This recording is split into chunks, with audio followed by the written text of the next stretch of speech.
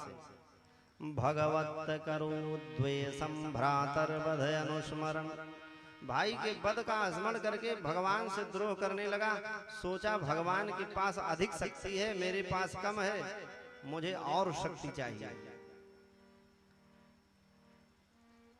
सनकादिक ऋषियों के श्राप से ये दोनों भाई जय विजय ही पहले जन्म में हिरण्याक्ष हिरण्यकश्यपु बने, दूसरे जन्म में रावण कुंभकर्ण बने, तीसरे जन्म में शिशुपाल दंतवक्र बने और भगवान से ही द्वेष किए, भगवान के हाथों ही मारे गए और इनका कल्याण हुआ। तो विप्र शापते दोनों भाई, तामस असुर देह तिन पाई। ब्राह्मण के श्राप से ये असुर शरीर प्राप्त किए, तामसी शरीर प्राप्त किए और भगवान से द्वेष किए। एक दिन यहाँ हिरण्यकश्यपु मंदराचल पर्वत की द्रोणी में जाकर के भगवान का ब्रह्मा जी का ध्यान किया, तप करने का संकल्प किया। उसी समय एक तोता आया, नारायण नारायण कहने लगा। तो नारायण से द्वेष करता था, नारायण ने इसके भाई को मारा था, इसलिए इसको लगा मेरा ये मुहूर्त सही नहीं है, वापस घर चला आया। पत्नी कयाधु ने कहा क्यों वापस चले आए श्रीमान जी? हिरण्यकश्यपु ने कहा मेरे शत्रु का नाम एक तोता ले लिया, नारायण। कयाधु ने कहा हो न हो, चलो आज पहली बार इनके मुख से नारायण तो निकला, नाम निकलने से ही कल्याण हो जाता है, मुख से निकले तो नाम। सोते जागते उठते बैठते 108 बार हिरण्यकश्यपु के मुख से नारायण नाम उच्चारण करा दिया। तो क्या कह, तो धन्य है कयाधु मैया, 108 बार हिरण्यकश्यपु के मुख से नारायण नाम निकलवा दिया और इसके प्रभाव से कयाधु के गर्भ में परम भक्त प्रहलाद का प्रादुर्भाव हो गया। एक भगवान का परम भक्त आ गया गर्भ में। दूसरा दिन हुआ, हिरण्यकश्यपु पुनः विश्व के सबसे बड़े मंदिर शनि शिंगणापुर में करें मात्र 75 रुपए में तेल का चढ़ावा और प्राप्त करें। दिन हुआ, हिरण्यकश्यपु पुनः तप करने के लिए गया मंदराचल पर्वत की द्रोणी में और घोर तप किया। सतीपी मंदर द्रोण्याम तपः परम दारुणम, ऊर्ध्वबाहु नभो दृष्टि पादांगुष्टाश्रितावनी। मंदराचल पर्वत पर खड़ा हो गया, दोनों हाथ को ऊपर उठा लिया, आकाश की तरफ सूर्य की तरफ आंख फाड़ करके देखने लगा, दोनों पैर के अंगूठे पर खड़ा हो गया। 10,000 वर्ष तक घोर तप किया।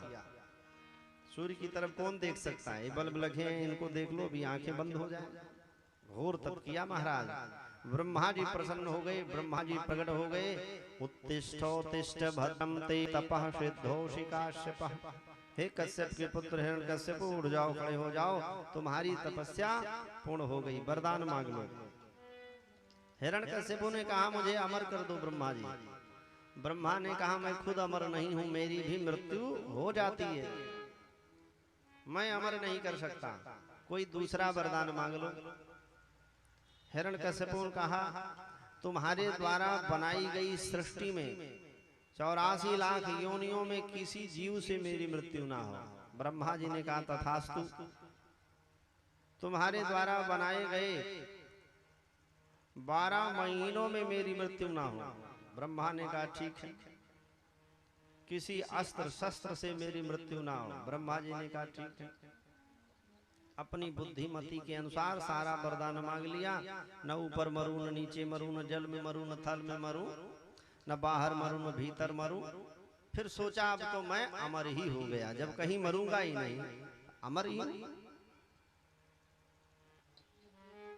इसी बीच में इंद्र आए कयाधु मैया के बेटे को मारने के लिए, क्योंकि इसका पति तप करने गया है, असुर है, समय मिल गया, मार दूं इसी में। कयाधु मैया को पकड़ कर ले जाने लगा तो नारद जी रास्ते में मिल गए। बोले तप करके वरदान तो प्राप्त कर ही लेगा और आएगा तो तुमको सबसे पहले ढूंढेगा और छोड़ेगा नहीं, इसलिए इसको छोड़ दो, तुम्ही को ढूंढेगा पहले, मेरे आश्रम में इसको छोड़ दो, मैं तुम्हारा काम कर दूंगा। तो इंद्र कयाधु को नारद जी के आश्रम में छोड़कर चला गया। कयाधु मैया ने हाथ जोड़ करके नारद जी से कहा, ऋषिवर मैं अपने बेटे को जन्म नहीं देना चाहता। क्यों? इसलिए कि मेरा बेटा जन्म ले लेगा तो इंद्र इसे असुर बालक समझकर मार डालेगा।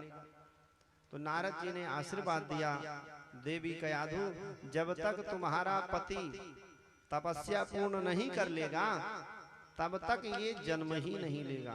तो 10,000 वर्ष तक तपस्या किया हिरण्यकश्यप और 10,000 वर्ष तक प्रहलाद जी माता के गर्भ में ही रहे, बाहर नहीं आए। सबसे ज्यादा समय तक गर्भ में रहने वाले प्रहलाद जी महाराज 10,000 वर्ष तक माँ के गर्भ में रहे।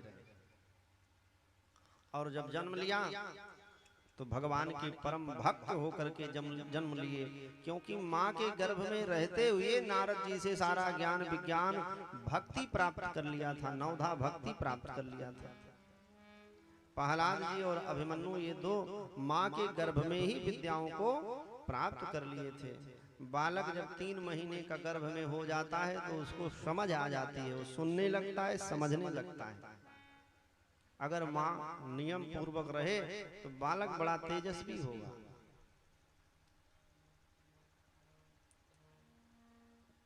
हिरण्यकश्यप इंद्रलोक में गया, इंद्र डर के मारे भाग गए। क्षीर सागर में जाकर भगवान को ढूंढा, भगवान भी वहां से निकल लिए। वापस नारद जी के आश्रम में आया और अपनी पत्नी कयाधु और अपने पुत्र प्रहलाद को लेकर घर आया। घर आया तो एक दिन प्रहलाद को अपने अंक में बैठा लिया। एकदा सुरराट पुत्रम अंकम आरोप्य पांडव प्रपक्ष कथ्यताम वत्स्य मन्यते साधु यद्भवान्। गोद में बिठा करके प्रहलाद से पूछा, प्रहलाद तुम क्या पढ़े हो? कौन सी अच्छी बात तुम जानते हो, मुझसे कहो। तो प्रहलाद जी कहते हैं, पिताजी तत्साधु मन्ने सुरवर्य देहिनाम सदा समुद्भग्निधियाम सद्गृहा हेत्वात्मपातं गृह्यन्धकोपम वनं गतो यद्वरिमाश्रयेत। जो नारद जी से प्राप्त किए थे वही न सुनाएंगे। प्रहलाद जी कहते हैं, पिताजी यह संसार मायामय है, माया के अंधेरे कुएं में जीव गिरे और उसकी दुर्गति हो, इससे पहले इस कुएं से निकलने का प्रयत्न कर लेना चाहिए। सुन सुन करके हिरण्यकश्यप क्रोध में लाल हो रहा है, मेरे शत्रु का बखान कर रहा है। इसलिए गुरु जी को बुलाया और कहा, ले जाओ इसे आसुरी विद्या सिखाओ। ये तो दैवीय विद्या सीख लिया है, ये देवताओं की भाषा बोल रहा है, मेरे शत्रु का नाम ले रहा है। तो संडामर्क जी आए, इन प्रहलाद जी को लेकर के गए। जंगल के बीच में इनका आश्रम था। उस जंगल के बीच आश्रम में प्रहलाद जी को बैठाया और स्वयं भी बैठे और प्रहलाद जी से पूछने लगे, बेटा ये धर्म की बातें तुम कहाँ सीखे? तो प्रहलाद जी मुस्कुराते हुए बोले, गुरु जी ये धर्म की बातें सीखी नहीं जाती, ये भगवान की कृपा से स्वयं मिलती है। इतना गुरु जी जब सुने तो नाराज हो गए।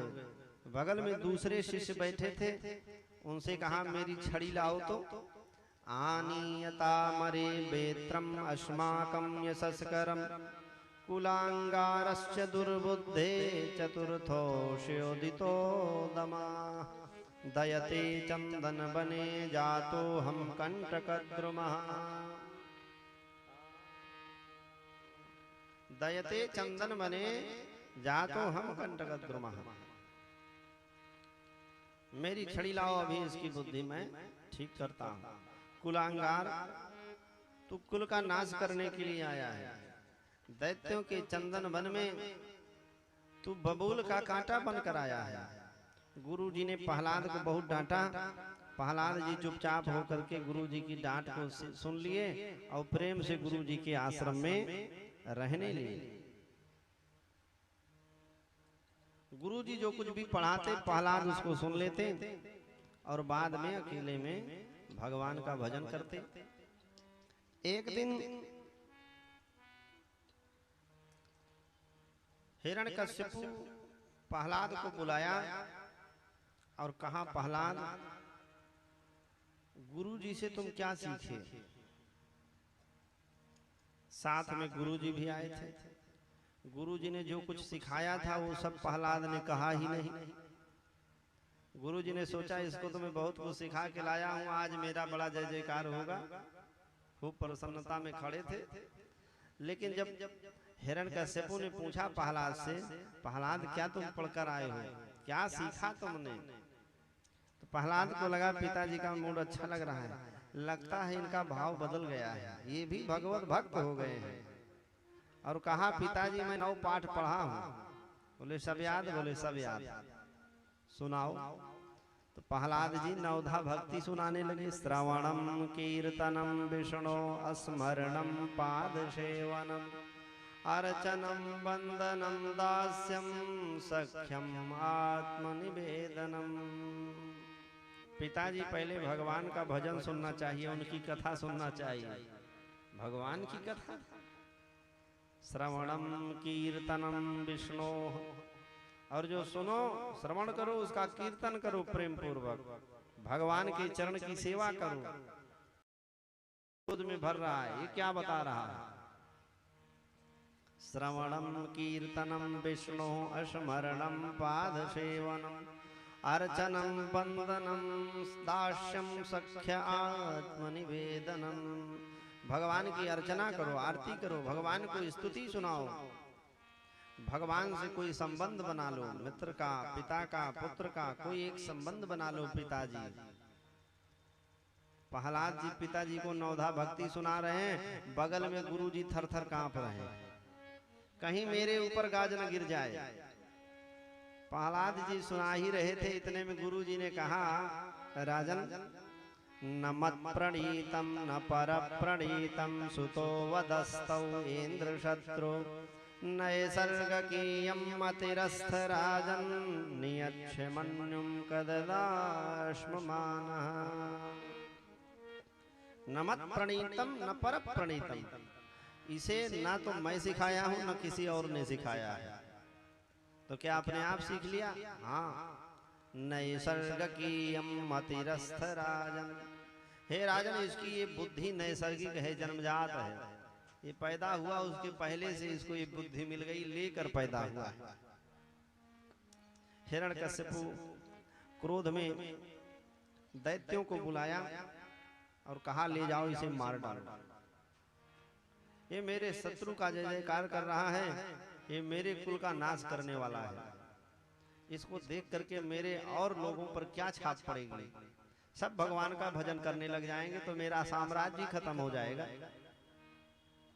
दैत्य लोग आए, प्रहलाद को लेकर के गए, पहाड़ से फेंक दिया, समुद्र में फेंक दिया, काल कोठरी में बंद कर दिया, विषपान करा दिया, यहाँ तक कि होलिका प्रहलाद को लेकर के आग में बैठ गई, उसमें से भी प्रहलाद निकल आए, होलिका धू धू करके जल के मर गई। दैत्य लोग सारा प्रयत्न करके थक गए, प्रहलाद जी को मार नहीं पाए। क्यों? जाको राखे साइया मार सके ना कोई, बाल न बांका कर सके जो जग बैरी हो। जब भगवान ही बचाने पर आ जाए कौन मार सकता है? दैत्य लोग लेकर प्रहलाद को आए हिरण्यकश्यपु के पास, कहा, राजन ये मर नहीं रहा है, इसको मारने का हमने सारा प्रयत्न कर लिया लेकिन ये मरता ही नहीं, क्या करें? इतना जब सुना हिरण्यकश्यपु ने तो वो डर गया, उसको डर लगने लगा। ये साधारण बालक नहीं है, जो पहाड़ से फेंकने पर नहीं मरा, समुद्र में डालने से नहीं मरा, काल कोठरी में नहीं मरा, विषपान से नहीं मरा, आग में नहीं मरा, तो ये साधारण नहीं है। इसलिए हिरण्यकश्यपु को डर लगने लगा। इसको ज्यादा अगर मैं परेशान करूंगा तो मेरी मृत्यु भी हो सकती है, क्योंकि ये अद्भुत बालक है। अप्रमेयानुभावेन कुतश्चित् भयो मरः न्यून एतद्विरोधेन मृत्युर्मे भविता न वा। अप्रमेयानुभावेन कुतश्चित् भयो मरः, वैसे तो मेरी मृत्यु नहीं हो सकती है, मैंने ब्रह्मा से वरदान पाया है, लेकिन इसके द्वारा मेरी मृत्यु हो सकती है। इसलिए प्रहलाद को कुछ बोला नहीं, गुरु जी के साथ पुनः स्कूल भेज दिया, ले जाओ इसको फिर से सिखाओ, दैत्य विद्या इसको सिखाओ। गुरु जी लेकर चले गए आश्रम में अपने, और फिर से प्रहलाद जी को पढ़ाना शुरू कर दिया दैत्य विद्या।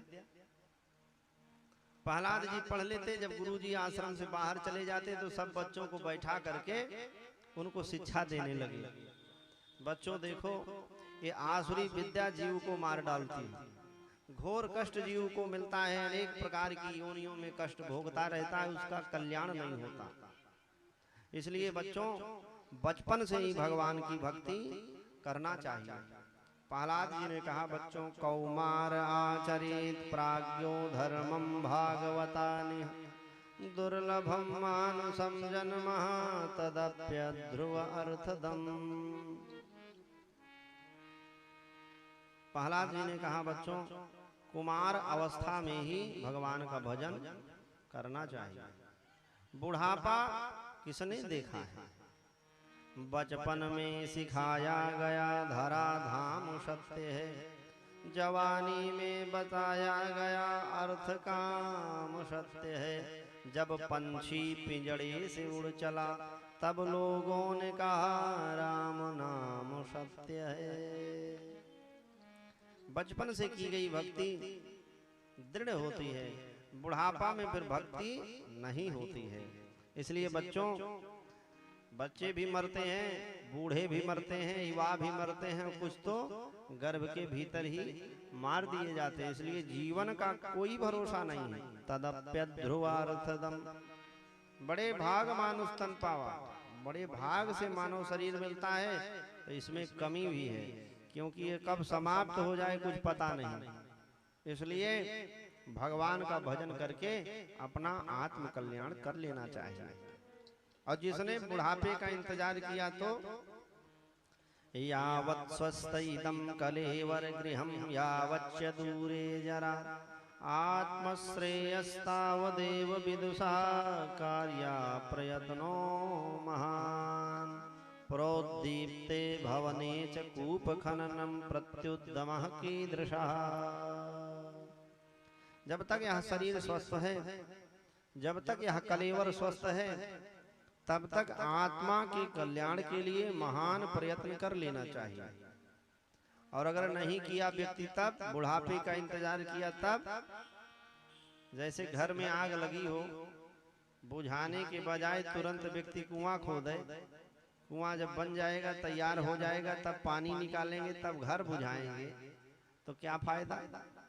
व्यक्ति कहेगा ये तो पागल है, जब तक इसका कुआं खुदेगा तब तक घर जल जाएगा। तो उसी प्रकार से जब तक युवा अवस्था है, बचपन है, जब तक यह कलेवर स्वस्थ है, तब तक भगवान का भजन कर लेना चाहिए। और जिसने बुढ़ापा का इंतजार किया तो प्राण प्रयाण समय कफवात पित्तई कंठावरोहन विधौ स्मरणं कुतस्ते। जब बूढ़ा हो गया, जिह्वा से राम कहने पर आम निकल रहा है, तब कैसे भजन होगा? नहीं हो सकता। इस प्रकार से प्रहलाद ने बच्चों को बड़ी सुंदर शिक्षा दी। भक्त सब बन गए बच्चे। प्रहलाद जी सबको लेकर के जय सिया राम, जय जय सिया राम करके नाचने लगे। उस जंगल में भी सबके हृदय में भक्ति जगा दिया प्रहलाद ने। गुरु जी तो आश्रम में थे नहीं, बाहर गए थे। इधर बच्चे सब नाच रहे हैं कीर्तन करके। उसी समय गुरु जी आ गए। गुरु जी ने देखा ये क्या हो रहा है, सब भजन करके नाच रहे हैं। रोकने का प्रयास किया, कोई माना नहीं। तो जा करके गुरु जी ने प्रहलाद को पकड़ लिया। और जब प्रहलाद को पकड़ा तो गुरुजी भी नाचने लगे, जय सिया राम, जय जय सिया राम। गुरुजी भी नाचने लगे। उसी समय हिरण्यकश्यपु ने 2 दैत्यों को भेजा था, जाओ देखो क्या हो रहा है, छुप कर नजर रखो। दोनों दैत्य स्कूल में आए, देखा प्रहलाद, सारे बच्चे, गुरुजी भी जय सिया राम, जय जय सिया राम नाच रहे हैं। दैत्यों ने कहा ये क्या कर रहे हो? कोई उसकी बात नहीं सुना, तो जाकर के गुरुजी को पकड़ लिया। दोनों दैत्यों ने जाके गुरुजी को पकड़ा, तो दोनों दैत्य भी नाचने लगे, जय सिया राम, जय जय सिया राम। घंटों नृत्य चला, दोनों दैत्य वापस नहीं गए, तो हिरण्यकश्यपु स्वयं देखने आया, स्वयं चलकर आया। देखा सब लोग नाच रहे हैं, कोई बात सुना नहीं, तो जाकर के प्रहलाद को पकड़ लिया हिरण्यकश्यपु। लेकिन ये नहीं नाचा, इसके अंदर कोई परिवर्तन नहीं हुआ। तो सुखदेव जी कहते हैं, राजन ये हिरण्यकश्यपु फ्यूज बल्ब है। बिजली भी है, स्विच भी ऑन है, बल्ब लगाओ, फ्यूज नहीं होगा तो जल जाएगा। फ्यूज है तो बिजली भी है, स्विच भी ऑन है, बल्ब जलने वाला कहाँ है? नहीं जल सकता। तो ये हिरण्यकश्यपु फ्यूज बल्ब है, इसके अंदर कोई परिवर्तन नहीं हुआ। और यहाँ हिरण्यकश्यपु प्रहलाद पकड़ घर लाया और कहा, तुझे मुझसे डर नहीं लगता है? मुझसे तीनों लोग के बड़ी डरते हैं, इंद्र डरता है, ब्रह्मा डरता है, मुझसे डर करके विष्णु पता नहीं कहां भाग गया है सागर से, तुझे मुझसे डर नहीं लगता?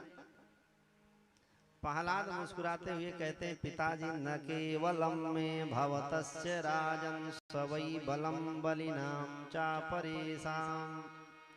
पिताजी, जिसके बल से आप इतने बलशाली हो, आपसे तीनों लोग डरता है, उसी के बल से मैं भी निर्भय रहता हूं, मुझे भी किसी से डर नहीं। क्योंकि सबका बल तो वही है, जड़ में चेतन में सबके अंदर वही परमात्मा ही बल के रूप में विराजमान, वही निकल जाता है, आदमी शून्य हो जाता है, कोई मतलब ही नहीं।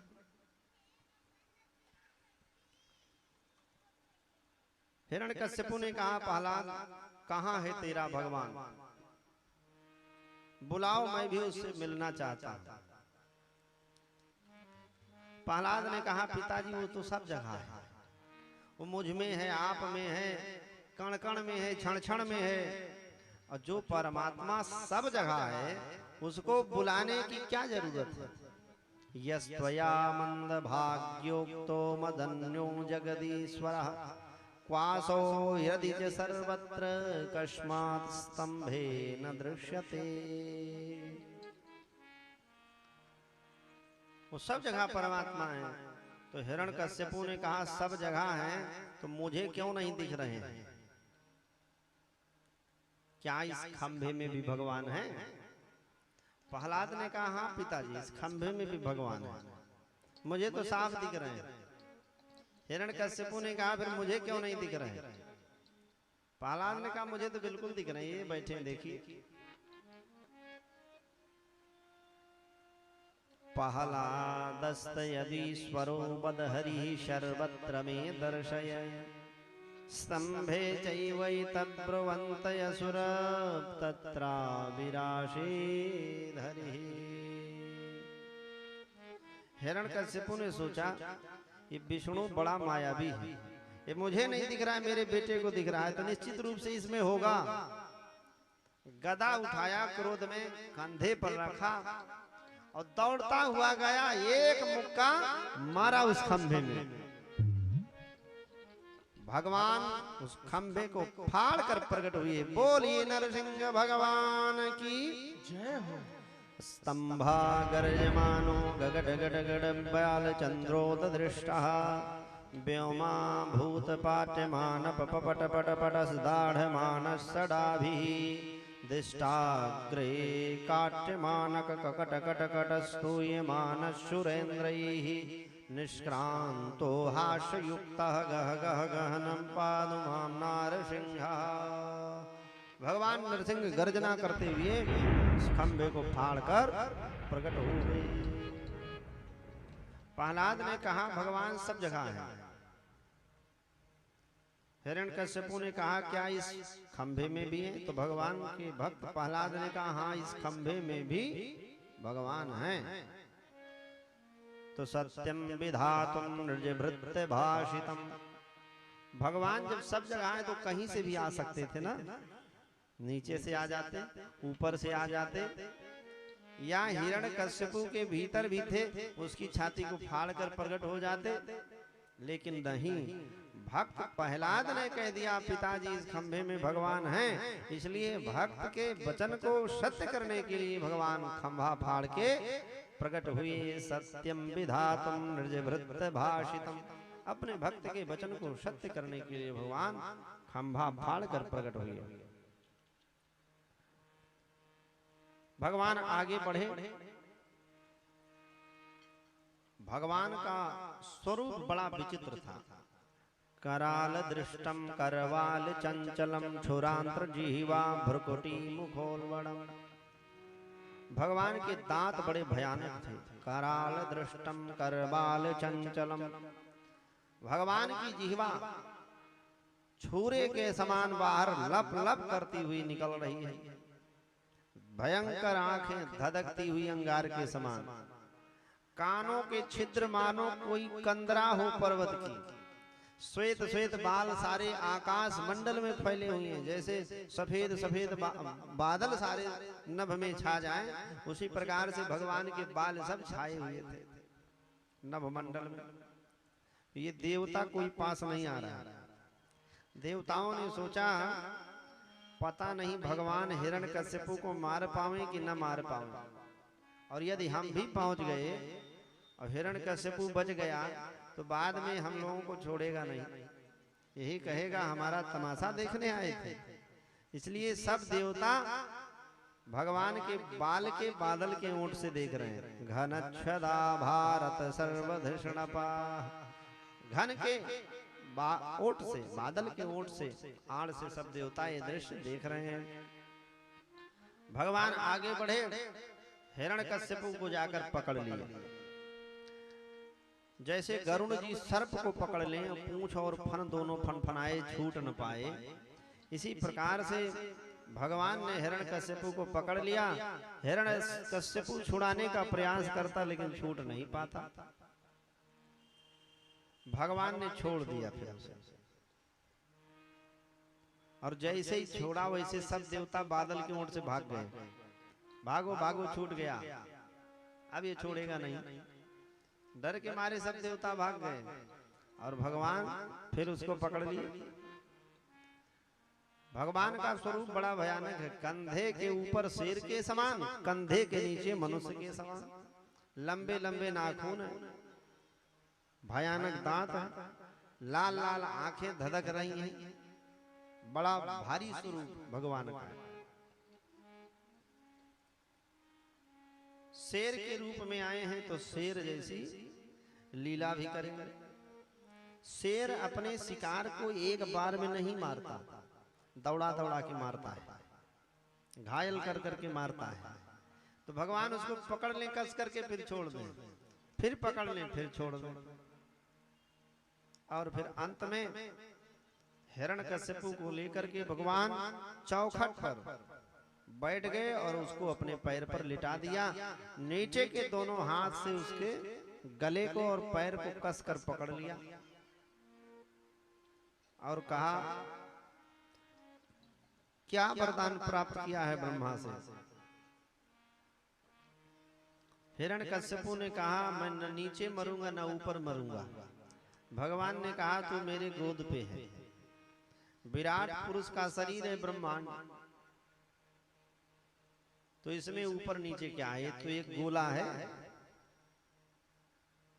भगवान ने कहा पाताल में तस्य ही पाद मूलम पठंति पार्श्वपदे रसातलम, मेरा तो कोई अंत ही नहीं है और तू मेरी गोद में बैठा है, तो ना ऊपर है न नीचे है, मेरी गोद में।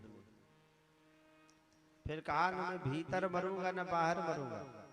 भगवान ने कहा तू चौखट पे बैठा है, चौखट न भीतर आता है न अंदर आता है। बोला मैं फिर भी नहीं मरूंगा। ब्रह्मा के बनाए गए जीवात्मा में मेरी किसी जीव से मृत्यु नहीं होगी, 84 लाख योनियों में किसी से नहीं होगी। भगवान ने कहा मैं वैकुंठ का हूं, ब्रह्मा को मैं बनाता हूं, ब्रह्मा मुझे नहीं बनाते। एक एक उसके वरदान को याद दिलाया, मैं फिर भी नहीं मरूंगा, 12 महीनों में मेरी मृत्यु नहीं होगी। भगवान ने कहा ये 13वां महीना अधिक मास है, मलमास चल रहा है, तेरे लिए स्पेशल बनाया था, फिर भी मेरी मृत्यु नहीं होगी। क्यों? ना अस्त्र से होगी न शस्त्र से होगी। भगवान ने कहा तुझे मारने के लिए मुझे अस्त्र शस्त्र की जरूरत ही नहीं है, तेरे लिए तो मेरे नाखून ही काफी हैं। भगवान ने उसके वक्षस्थल में नाखून को धसाकर एक बार में ही उसके पेट को सर्र से फाड़ दिया। बोलिए नरसिंह भगवान की जय हो। पेट फाड़ के सर्र फर कर आंत निकाली, उसके आंतों को पकड़कर निकाल लिया और उसको देखने लगे। ध्यान से उन आंतों को देखने लगे। लोगों ने कहा हिरण्यकश्यपु के आंत में भगवान की कोई वस्तु खो गई है क्या, क्या ढूंढ रहे हैं उसकी आंत में? तो भक्तों ने कहा इन आंतों के माध्यम से भक्त प्रहलाद का जन्म हुआ है, कहीं कोई दूसरा भक्त तो इन आंतों में नहीं फंसा है, इसलिए भगवान ढूंढ रहे हैं किसी भक्त को। और जब कोई नहीं मिला तो उन आंतों को उठाकर भगवान माला की तरह गले में पहन लिए और एक नाम भगवान का हुआ आंतमाली। बोलिए आंतमाली भगवान की। ये आंतें इतनी आदरणीय हैं कि इनसे प्रहलाद का जन्म हुआ है, परम भक्त का, इसलिए भगवान माला की तरह गले में धारण कर लिए और हिरण्यकश्यपु को उठाकर फेंक दिया नीचे। कभी दहाड़ मारते हुए भगवान इधर जाएं, कभी उधर जाएं और जो भी मिल जाए उसको चीर फाड़ कर फेंक दें। सुखदेव जी कहते हैं बहुत उग्र स्वरूप भगवान का हो गया, त्रिभुवन कांपने लगा भगवान के क्रोध से। कराल दृष्टम करवाल चंचलम क्षुरांत्र जिह्वा भ्रकुटी मुखोल्बणम उग्रम वीरम महाविष्णुम ज्वलंतम सर्वतोमुखम नरसिंहम भीषणम भद्रम मृत्यु नमाम्यहम्। ऐसा भयानक स्वरूप भगवान का, मृत्यु भी जिसे देखकर मृत्यु को प्राप्त हो जाए, ऐसा भयानक स्वरूप भगवान का। कोई पास नहीं जा रहा है भगवान के। ब्रह्मा जी ने शंकर जी को बुलाया, कहा वैष्णवानाम यथा संभो, भगवान के भक्तों में आप श्रेष्ठ हो, आप जाओ भगवान के क्रोध को ठंडा करो। अब तो मर गया हिरण्यकश्यप। तो भगवान सिंह के रूप में थे, तो शंकर जी ने सिंह शार्दूल का रूप बनाया। क्यों ऐसा रूप बनाया? ये सिंह शार्दूल होता कौन है? तो ये एक जीव है, अब इस प्रकृति में नहीं मिलता, पहले मिलता था सिंह शार्दूल। इसका मस्तक भी शेर के समान होता है, दांत आंख सब शेर के समान होता है, बस इसकी नाक बहुत लंबी होती जैसे हाथी की सूंड, और आगे के दोनों पैर में पंजा बना रहता नाखून, और पीछे के दोनों पैर घोड़े के टाप के समान होते हैं। इसको पंख भी होता है, ये उड़ता भी है, बड़ा बलशाली जीव है सिंह शार्दूल। तो ये सिंह शार्दूल का रूप बनाए शंकर जी। ऐसा रूप क्यों बनाए? भगवान के साथ मैं इतना युद्ध करूंगा कि ये थक जाएंगे, अपने आप इनका क्रोध ठंडा हो जाएगा। क्योंकि हिरण्यकश्यपु ने तो युद्ध किया नहीं, वो तो पहले ही सिलेंडर मार गया डर के मारे। जैसे ही शंकर जी भगवान के पास आए, क्रोध इतना भयानक था कि उसी सूंड को भगवान पकड़ लिए, नचाकर फेंक दिया, जाके कैलाश पर गिरे। बोलिए शंकर भगवान की। कैलाश पर जाकर गिरे, बोले अब मैं नहीं जाऊंगा। तब ब्रह्मा जी लक्ष्मी जी के पास गए, देवी आपके पतिदेव बड़े क्रोधित हो गए हैं, चलो शांत कर लो, उनके क्रोध को ठंडा कर दो। लक्ष्मी जी तैयार हो गई, अरे हमारे पति तो बड़े सीधे सरल, क्यों नहीं अभी अभी चलिए मना लेती हूँ। वैसे कई लोग हैं जो पत्नी को देख के ठंडे हो जाते हैं ना। लक्ष्मी जी आरती की थाल सजा कर लेकर आई और जैसे ही भगवान ने उनकी तरफ दृष्टि किया दहाड़ मारते हुए वैसे थाली फेंक कर भाग गई। ये मेरा पति नहीं, ये तो कोई और है। चली गई वापस। इसके बाद ब्रह्मा जी ने प्रहलाद जी को भेजा, कहा प्रहलाद तुम्हारे कारण ही भगवान इतने क्रोधित हुए हैं, तुम ही इनके क्रोध को शांत कर सकते हो। तो प्रहलाद हाथ जोड़कर आंख बंद कर लिया, मस्तक नीचे झुका लिया और धीरे धीरे भगवान के पास पहुंच गए और लेट करके साष्टांग प्रणाम किया भगवान को। स्वपाद मूलम तद स्वपाद मूले पतितम तमलभकम विलोक्य देवा कृपया परिप्लुतः। साष्टांग प्रणाम किया और जैसे ही भगवान ने प्रहलाद को देखा इनका सारा क्रोध ठंडा हो गया। प्रहलाद को पकड़ करके गोद में बिठा लिया और लंबी जीभ निकाल करके उनके गाल को चाटने लगे। प्रहलाद के मस्तक पर भगवान ने अपने कर कमल को पधराया। उनके क्या हुआ? शाम तक काम करते करते ना रोज बदन में दर्द हो जाता है, वैसे सर दर्द भी हो रहा है। तो ऊपर से योगा बेबी, अंदर से तो खाली है। ये लो राहत का राजा नवरत्न तेल। सर दर्द, थकान, टेंशन, अनिद्रा को इसकी 2 मिनट की चंपी करे गुल और तुम्हें बनाए कूल। नवरत्न तेल। उनके बाल को सहलाते हुए भगवान नम्र हो गए। भगवान ने कहा प्रहलाद कोई तम बपु कुछ मयः सुकुमार में तत् क्वेता प्रमत्त कित दारुण यातनास्ते आलोचितो हि विषयोऽयम् अभूतपूर्वः क्षन्तव्यमंग यदि मे श्रमयो विलम्बः। भगवान कहते हैं प्रहलाद तुम कितने कोमल हो, कितने सुकुमार हो। कोयदम बपु कोचमयः सुकुमार में तत्। मेरे पुत्र तुम कितने सुकुमार हो, कितने कोमल हो। कोयता प्रमत्त कृत दारुण यातनास्ते। इस दुष्ट ने तुम्हें कितनी यातना दिया, कितना कष्ट दिया। अगर मैं स्मरण करता हूं तो मेरी सृष्टि में मेरे किसी भक्त को, किसी जीव को इतना कष्ट नहीं मिला जितना तुम्हें मिला प्रहलाद। मुझे आने में विलंब हो गया, देर हो गया, इसलिए मुझे क्षमा कर दो। पल पल रक्षा करते हैं लेकिन भगवान प्रहलाद से क्षमा मांगते हैं। यही भगवान का सवशील गुण है। सवशील गुण का मतलब महतो मंदैः सह निरंध्रेण संश्लेषः सवशील्यम। महान से महान होते हुए हमारे प्रभु नीच से नीच पापी व्यक्ति को भी अपना लेते हैं। यही इनका सवशील गुण है। प्रहलाद हाथ जोड़ करके भगवान से क्षमा मांगते हैं। भगवान भक्त से क्षमा मांग रहे हैं, भक्त भगवान से क्षमा मांग रहा है। प्रहलाद ने कहा प्रभु मुझे क्षमा कर दो, मेरे इस नश्वर शरीर को बचाने के लिए आप कहां कहां आए। मुझे पहाड़ से फेंका गया तो आप बचाए, समुद्र में फेंका गया तो आप बचाए, काल कोठरी में बंद कर दिया गया तो आप बचाए, विषपान कराया गया तो आप बचाए, अग्नि में जलाया गया तो आप आकर अग्नि में मुझे बचाए। आपको कितनी लपटें लगी होंगी, कितना कष्ट हुआ होगा आपको, आप मुझे क्षमा कर दो। प्रहलाद क्षमा मांगते हैं भगवान से और प्रहलाद जी भगवान की स्तुति करते हैं। प्रहलाद जी कहते हैं प्रभु ब्रह्मा दया सुर गुणा मुनयोथ सिद्धा संत्वेकतान मतयो वचसां प्रवाहि आराधितुं पुरगुणैरधुनाप पिप्रो किं तोष्टुमर्हति समे हरिरुग्र जाते।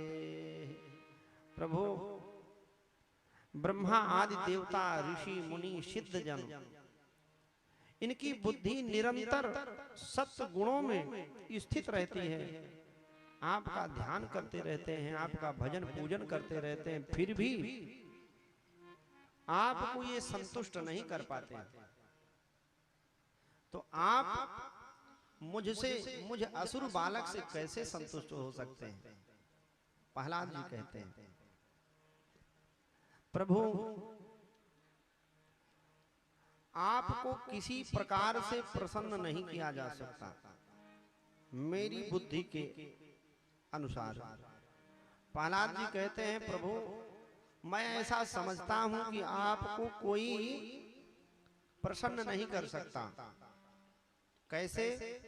मन्ने धनाभिजन रूप तपः श्रुतौजस तेजः प्रभाव बल पौरुष युद्धि योगा आराधनाय हि भवन्ति परस्वपुंसो भक्त्या तुतोष भगवान गजयूथ पाय। प्रहलाद कहते हैं, प्रभु आपको कोई धन से प्रसन्न नहीं कर सकता, कुलीनता से आपको प्रसन्न नहीं कर सकता, ऊंची जाति से प्रसन्न नहीं कर सकता, अपने रूप से प्रसन्न नहीं कर सकता, तप से प्रसन्न नहीं कर सकता, बल से आपको प्रसन्न नहीं कर सकता, तेज से, ओज से, प्रभाव से, पौरुष से, बुद्धि से, योग से आपको प्रसन्न नहीं कर सकता, परंतु भक्त्या तुतोष भगवान गजयूथ पाए। आप केवल भक्ति से प्रसन्न होते हैं, भक्ति से आप एक हाथी पर, गजेंद्र पर प्रसन्न हो गए थे। भक्त्या तुष्यति केवलम परमया भक्ति प्रियो माधवा। भगवान को केवल भक्ति प्रिय है, भक्ति के डोर से ही भगवान आते हैं खींच करके।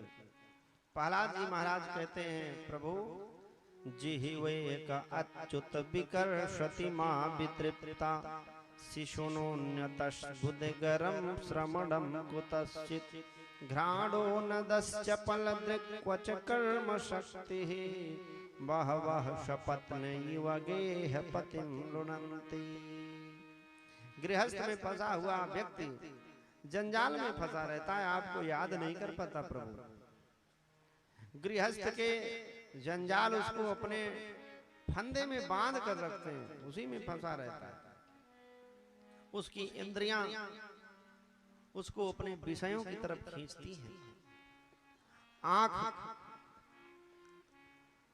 सुंदर स्वरूप को देखना चाहती है, त्वचा सुकोमल कोमलता को स्पर्श करना चाहती है, कान जो है ये मधुर संगीत सुनना चाहते हैं, स्पर्श करना चाहते हैं, नासिका भीनी भीनी सुगंधी चाहती है, मन विषयों की तरफ खींचता है, जिह्वा चटोरी है, रसना की तरफ खींचती है, रस की तरफ। इस शरीर में जितने अंग हैं ये व्यक्ति को अपने अपने विषय की तरफ खींचते रहते हैं। इस पेट को मैंने क्या क्या नहीं खिलाया, लेकिन पेट ये व्यंजन सदा ढूंढता रहता है और जीव को परेशान करता रहता है।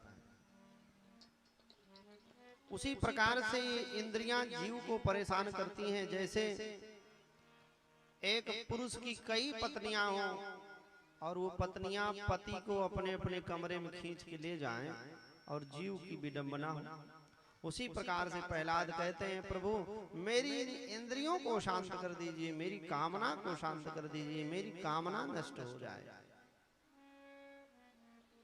वाह वाह शपथनी योगे है पति मधुनंती। भगवान प्रसन्न हो गए। भगवान ने कहा, प्रहलाद तुम कोई वरदान मांग लो। प्रहलाद ने कहा, प्रभु मुझे कोई वरदान नहीं चाहिए, यदि आप मुझ पर प्रसन्न हैं तो एक वरदान दे दीजिए, मेरे पिता की अधोगति ना हो।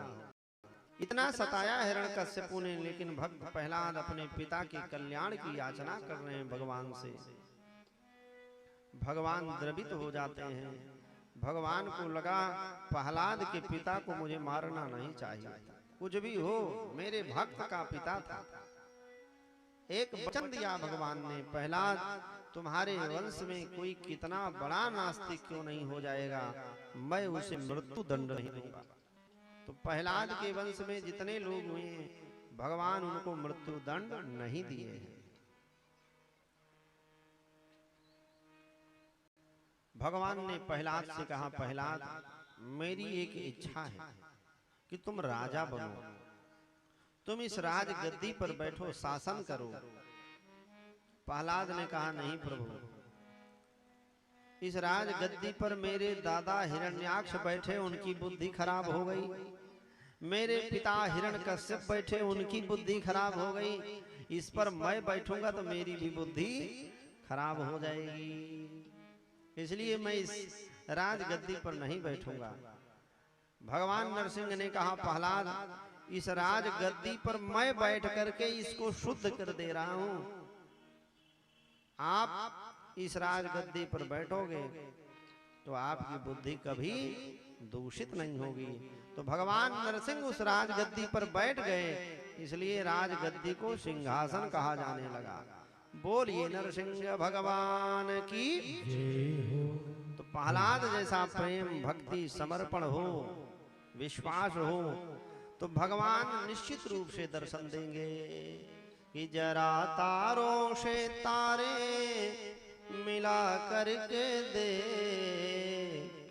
मनमोहन को दिल से बुला करके देख, प्रभु खिंचे हुए बंधे हुए चले आएंगे, प्रभु खिंचे हुए बंधे हुए चले आएंगे, खिंचे हुए बंधे हुए चले आएंगे। जरा तारों से तारे मिला करके देख, जरा तारों से तारे मिला करके देख, प्रभु खिंचे हुए बंधे हुए चले आएंगे, प्रभु खिंचे हुए बंधे हुए चले आएंगे, प्रभु खिंचे हुए बंधे हुए चले आएंगे, प्रभु खिंचे हुए बंधे हुए चले आएंगे। पाया धन्ना ने पत्थर को प्रभु मान कर, पाया धन्ना ने पत्थर को प्रभु मान कर, पाया मीरा ने विष का अमर पान कर, पाया मीरा ने विष का अमर पान कर, पाया धन्ना ने पत्थर को प्रभु मान कर, पाया धन्ना ने पत्थर को प्रभु मान कर, पाया मीरा ने विष का अमर पान कर, पाया मीरा ने विष का अमर पान कर, पाया केवट ने धो धो चरण धूल को, पाया केवट ने धो धो चरण धूल को, उन्हीं चरणों में मस्तक झुका करके देख, प्रभु खिंचे हुए बंधे हुए प्रभु खिंचे हुए चले आएंगे, प्रभु खिंचे हुए बंधे हुए चले आएंगे, ओ प्रभु खिंचे हुए बंधे हुए चले आएंगे, प्रभु खिंचे हुए बंधे हुए चले आएंगे।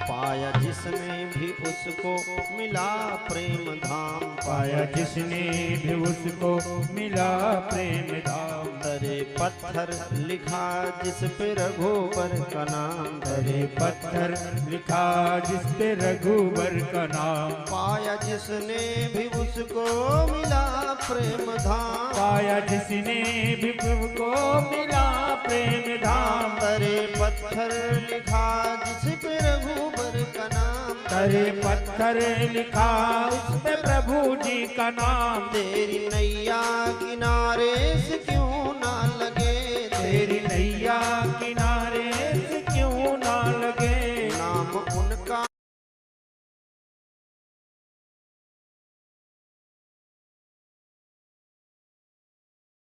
उनका तू दिल पे लिखा करके देख, प्रभु खिंचे हुए बंधे हुए चले आएंगे, प्रभु खिंचे हुए बंधे हुए चले आएंगे, प्रभु खिंचे हुए बंधे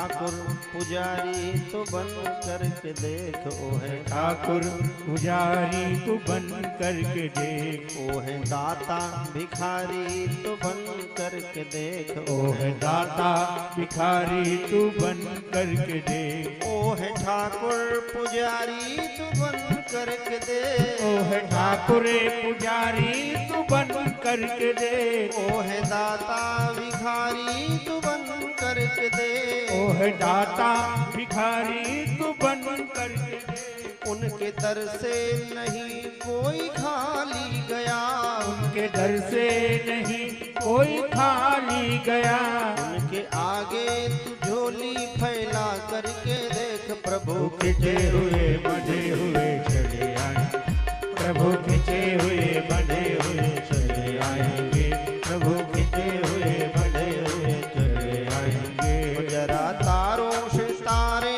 मिला करके देख, जरा तारों से तार मिला करके देख, मन मोहन को दिल से बुला करके देख, मन मोहन को दिल से बुला करके देख, प्रभु खिंचे हुए बंधे हुए चले आएंगे, प्रभु खिंचे हुए बंधे हुए चले आएंगे, प्रभु खिंचे हुए बंधे हुए चले आएंगे।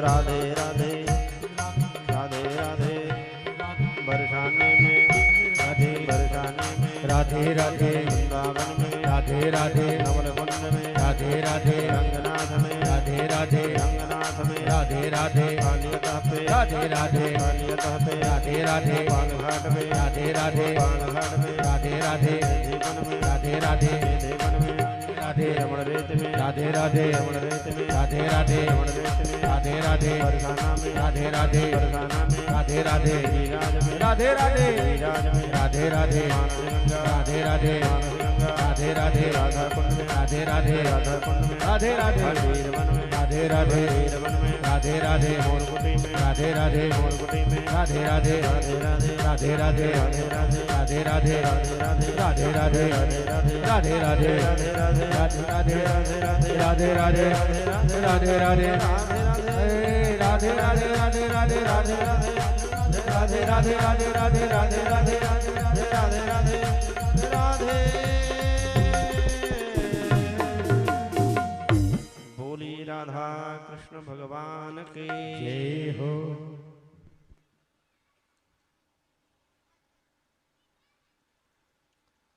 सुखदेव स्वामी ने राजा परीक्षित को भक्त प्रहलाद की पावन कथा श्रवण कराया। इसके पश्चात मनवंतरों का वर्णन किया है। इस कल्प में 6 मनु हुए हैं। स्वयंभू मनु तपश्चर्या करने गए और भगवान ने उत्तम नाम के मनु को सत्यसेन के रूप में उनकी रक्षा की और उन्हें ज्ञानोपदेश दिया। और चतुर्थ मनवंतर में भगवान का अवतार हरि के रूप में हुआ। ये हरि का अवतार भगवान ने गजेंद्र के कल्याण के लिए लिया।